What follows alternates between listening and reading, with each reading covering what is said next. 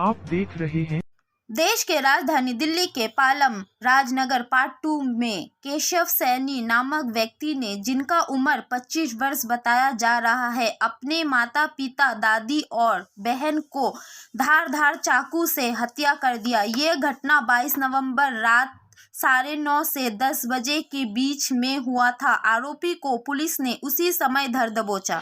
नमस्कार, मैं पल्लवी शर्मा, आप देख रहे दिल्ली न्यूज़ चैनल। इस समय मैं मौजूद हूँ देश के राजधानी दिल्ली के पालम राजनगर पार्ट 2 में। आज ऐसी घटना के बारे में आपको बताएंगे जिस घटना को सुनते हुए आपके रोंगटे खड़े हो जाएंगे, आपकी आंखें भी खुली की खुली रह जाएगी।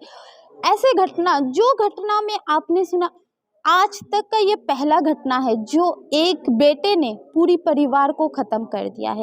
एक मातम में, एक खुशी के घर को एक मातम में बदल दिया है। जो अब आरोपी था उसका नाम केशव सैनी था। वो लगभग 25 साल के युवक, और उसके ऊपर काफी बार चोरी का आरोप था, एटीएम तोड़ने का भी आरोप था, कई केस चल रहे थे। वो नशे का आदी था और नशे के कारण उसने अपने परिवार को ही खत्म कर दिया। जैसे कि बताया जा रहा है, उसने पहले अपने दादी को खत्म किया, उसके बाद अपने पापा को, उसके बाद अपने मम्मी को, उसके बाद अपने बहन को। तो उनके घर में तो अब कोई नहीं बचा, क्योंकि वो 4 लोग ही रहते थे। तो उनके चाचा ताऊ यहाँ पे है, आइए हम उनसे बात करते हैं। नमस्कार सर। नमस्कार। आपका परिचय? मेरा नाम कुलदीप है। जी सर, आप केशव सैनी के क्या लगते थे? मेरा कज़न ब्रदर था। आपके कजन ब्रदर थे। तो ये 22 तारीख का घटना था, तो आप बताएंगे इस घटना के बारे में?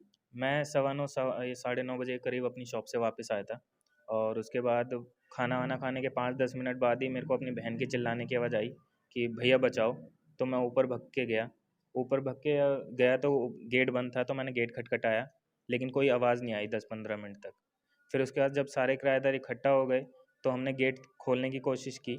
फिर अंदर से मेरे कज़न ब्रदर केशव की आवाज़ आती है कि क्या कर रहे हो? मगर आवाज़ आई थी चिल्लाने की, तू क्या कर रहा है अंदर? गेट खोल।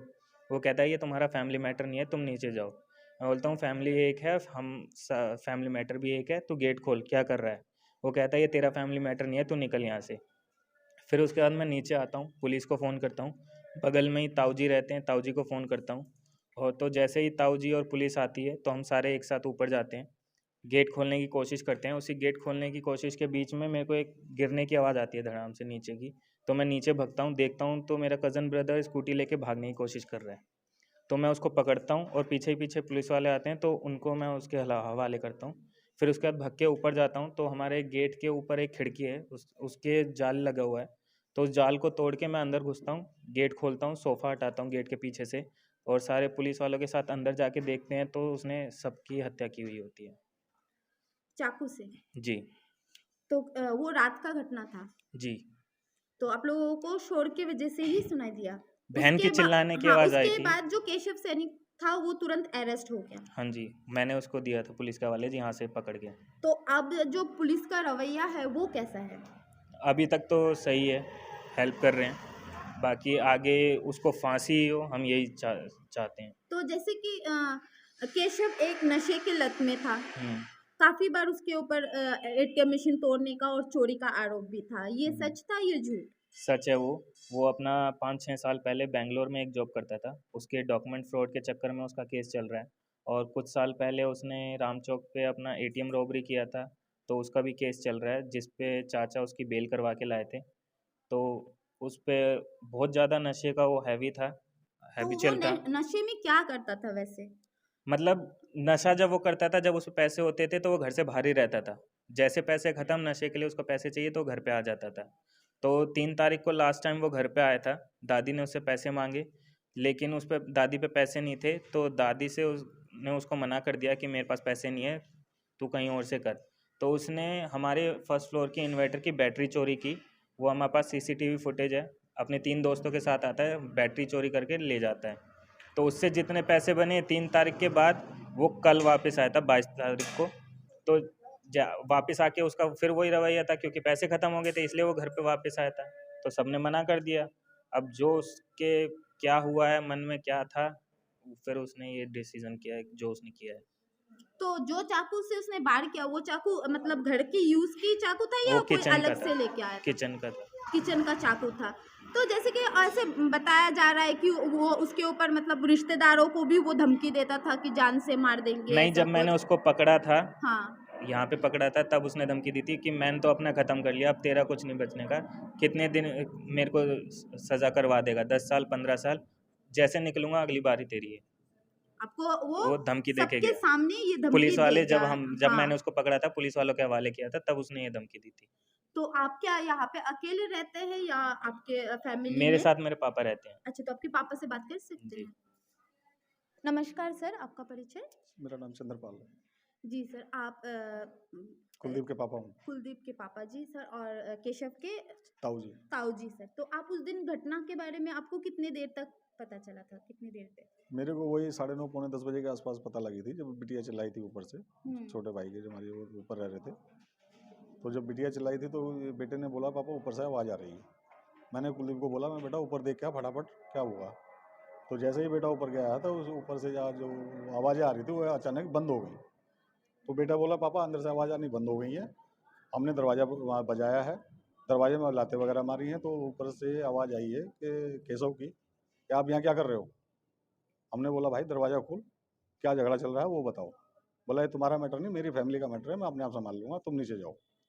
जब हमारे को अब थोड़ा शक हुआ कि अब आवाज़ उसकी आवाज़ आनी बंद हो रही है, तो मैंने बेटे को बोला मैं बेटा अब तो पुलिस पीसीआर को कॉल कर और अपने ताऊ जी को बुलाओ। तो ताऊ जी उनके साथ में रहते हैं, उन्होंने अपने ताऊ जी को बुलाया है। उसके बाद पीसीआर को कॉल किया, पीसीआर आई है।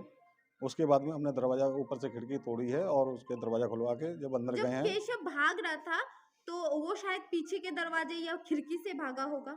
किचन में एक वो होता है एडजस्टमेंट की, वो उसका अच्छा अच्छा अच्छा। एडजस्टमेंट में से वो निकला है, उसमें से उसकी ये पाइप देख रहे हैं आप, इससे डंप किया है। हाँ। यहाँ से जंपिंग होने के बाद में जब वो नीचे कूदा है तो हमारे को आवाज़ आई इस ट्रम्प से। हम्म। तब हमने उसको जाके उस कुलदीप को नीचे भेजा, मैं बेटा नीचे देख कुछ गिरा है। जब कुलदीप नीचे आया है तो वो स्कूटर स्टार्ट करके निकलने की तैयारी कर रहा था। तब इन्हें जाके भाग के मेन गेट की कुंडी बंद करी है और लड़के ने उसको जो है यहाँ कैचअप किया है। जब वो भाग रहा था तो उसके हाथ में चाकू कुछ था नहीं उस ऐसा टाइम? नहीं, ऐसा तब वो वहाँ पे छोड़ दिया था वो चाकू। हथियार वो सब वहीं तो था। बाद में जब उसको आप लोगों ने देखा या उसको कोई पछतावा था अपनी नहीं कुछ फैमिली नहीं, को मारने का? ऐसा कुछ नहीं था।